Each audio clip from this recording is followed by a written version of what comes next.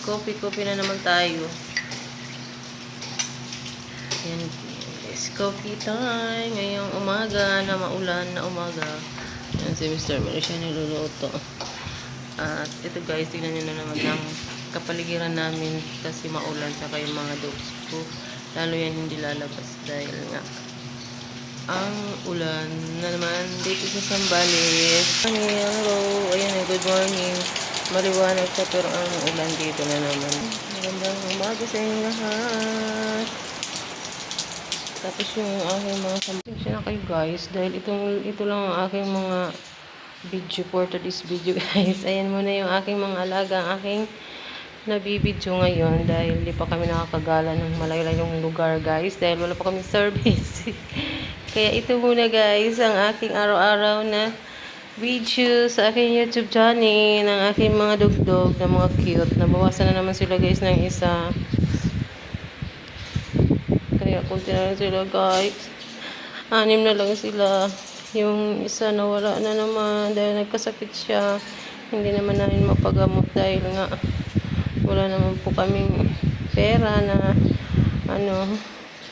kaya pag nagkakasakit sila lang sa kanila yung bilan lang namin ng gamot pero hindi naman sila gumagaling. Kaya ito ganito na sana hindi na ito magkasakit yung mga alaga ko. Lalo na ngayon natagulan na. Ganyan sila pag may sipon, inuubo. Yung isa kong aso parang siya na stroke. Ito siya guys. Tapos yung dila niya nakalabas lagi. Hindi na siya makakain. Kawawa naman ang JJ namin. Nagloko.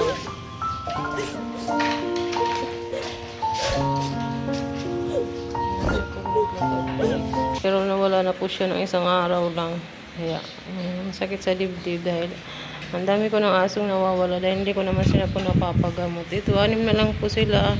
Kaya sana makasama ko pa sila ng matagal. Dahil ito lang lagi yung kasama kong mga aso ko sa araw-araw guys.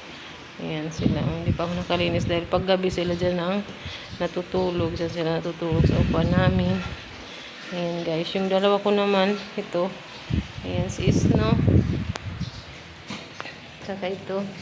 Doon to sa kwarto namin natutulog guys. Yan silang dalawa. Ito dito lang to sila sa labas.